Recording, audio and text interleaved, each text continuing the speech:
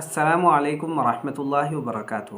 সুপ্রিয় দর্শক এবং শ্রোতামণ্ডলী, আজকে এমন একটা বিষয়ের উপরে আলোচনা হইব যে বিষয়টা আমরা লাইফের লাগি মোস্ট ইম্পর্ট্যান্ট, এবং এই আলোচনার যদি আমরা বাস্তব জীবনে যদি কাজে বাস্তবায়িত এবং রূপান্তরিত করতাম পারি, তাহলে আল্লাহ তবারক তাআলার কাছে পূর্ণ আশা করা যায় যে আল্লাহ রব্বুল ইজ্জতে আমরা মাগফিরত করবা। মুআজ্জাজ হাজিরিন, আল্লাহ সুবহানাহু ওয়া তাআলা পবিত্র কোরআনে পাকের মধ্যে ঘোষণা হতরা খালাকাল ইনসান আল্লামাহুল বায়ান, যে আল্লাহ সুবহানাহু ওয়া তাআলা মানব জাতির সৃষ্টি করছেন আর মানব জাতির গুয়াই করার অর্থাৎ ভাষা শিক্ষা দিয়েছেন। আল্লাহ রব্বুল ইজ্জতে আমরা জিব্বা দেওয়ার কারণে, ভাষার শিক্ষা দেওয়ার কারণে আমরা মনের আবেগরে দুঃখ সুখরে একে অন্যর সাথে শেয়ার করতাম পারি। যারা এই আজিম নিয়ামত থেকে বঞ্চিত মেহরুম, এরা এই আল্লাহর এই আজিম নিয়ামতের কদরটি বুঝে। তো আল্লাহ তবারক তাআলার এই আজিম নিয়ামতরে আমরা লাগাম দিয়া ব্যবহার করার প্রয়োজন আছে।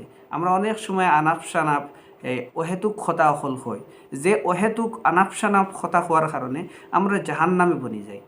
প্রিয় দর্শক এবং শ্রোতামণ্ডলী, তিরমিজি শরীফের মধ্যে হাদিস আছে যে মানুষে কোনো সময় ওলা খতা হয়, যে কথা হওয়ার কারণে হে তো এটারে তুচ্ছ মনে করে, সাধারণ মনে করে, কিন্তু তার এই কথা হওয়ার কারণে হে জাহান্নামর এমন পর্যায়ে গিয়া পৌঁছে যে হাদিস শরীফের মধ্যে আর যে সাবঈনা খারিফাম মিনান নার, যে এই পর্যায়ে গিয়া পৌঁছে যে জাহান্নামর এই জায়গাত যাইতে 70 বছরের প্রয়োজন। তো আপনার আমি এমন এক কথা কইলাম, আপনি আর আমি ভাবলাম যে এই কথাটা ইয়েটা হলো সাধারণ তুচ্ছ কথা, কিন্তু আপনার এই তুচ্ছ কথার কারণে আপনার জাহান্নামর 70 বছর নিচে যাইতরা। এখন চিন্তা লাগুক, আপনার যদি আপনার জবানরে যদি আপনার জিব্বারে যদি আপনার যদি ব্যবহারটা যদি ঠিক করেন না, তাহলে আপনার জাহান্নাম পর্যন্ত যাইবা। এর লাগে কোরআনে পাকের মধ্যে আল্লাহ সুবহানাহু ওয়া তাআলা ফরমাইতরা এতর খুলাসা হইয়ার যে আল্লাহ সুবহানাহু ওয়া তাআলা মানুষের ডাইন খান্দ এবং মানুষের বাম খান্দর মধ্যে দুইজন ফিরিস্তারে রাখছেন। এই ফরিস্তা হলে মানুষের নেক আমল, বদ আমল, মানুষের অ্যাক্টিভিটিস যেগুলা করে মানুষে, এগুলারে লিপিবদ্ধ করে রাখেন।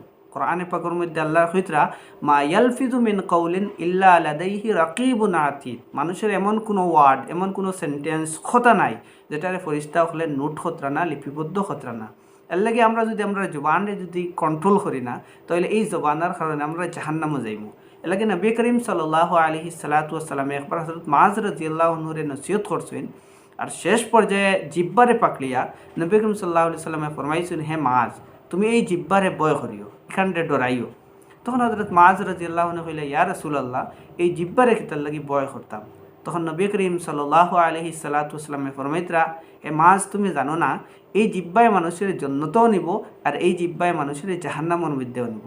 এর লাগি হাদিস শরীফের মধ্যে আর যে ইন্না রাজুলান ক্বাল ইয়া রাসূলুল্লাহি সাল্লাল্লাহু আলাইহি ওয়াসাল্লাম, একজন সাহাবিয়ে নবী করিম সাল্লাল্লাহু আলাইহি সাল্লাম রে কইলা, ও আল্লাহ রসুল সাল্লাল্লাহু আলাইহি সাল্লাম, আপনি আমারে ওলা একটা আমলের শিক্ষা দেখা, ওলা এক আমলের কথা হোক্কা যে ইয়াদখুলুনি আল জান্নাহ, যে আমলে আমারে কিতা করতো, জান্নাতের মধ্যে পৌঁছাইতো।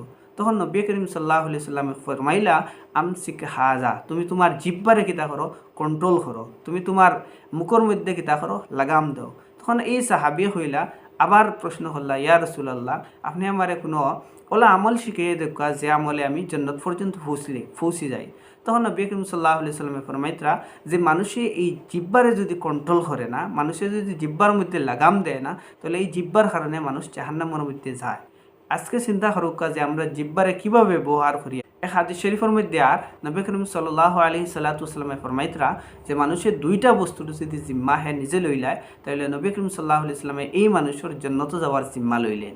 একটা এটা হলো দুই হুটোর মধ্যবর্তী স্থান জায়গা, অর্থাৎ মানুষের যদি তার জিহ্বারে লাগাম দিলায় আনাপ শনাপ কথা হয় না, অহেতুক কথা হয় না। আর দুই নম্বর এটা হলো বাইনাল ফাখিজাইন, অর্থাৎ লজ্জাস্থানরে যদি হে কন্ট্রোল করিলায়, যে আপনার অবৈধভাবে যদি ব্যবহার করে না, তাহলে নবী করিম সাল্লাল্লাহু আলাইহি সাল্লামে এই মানুষের জন্য তো যাওয়ার জিম্মা লইলিছে। প্রিয় দর্শক এবং শ্রোতামণ্ডলী, হয়তো আপনারা অনেকের মনে আইতে পারে যে এই দুই কাম করা সহজ। এক নম্বর ইয়েতে হলো এই দুইও কাম করা সহজ নয়, আর দুই নম্বর ইয়েতে হলো আল্লাহর বিধান, আল্লাহর নীতিমালারে মানিয়া যারা এই দুই বস্তুর জিম্মা লইব, রাসূলুল্লাহ সাল্লাল্লাহু আলাইহি সাল্লাতু ওয়াসাল্লামে এই মানুষের জন্নত যাওয়ার জিম্মা লইছেন। আল্লাহ পাক পরবর্তীকার আলমে আমরা সবরে জিব্বার কন্ট্রোল করার তৌফিক আতা করতে, আল্লাহুম্মা আমিন।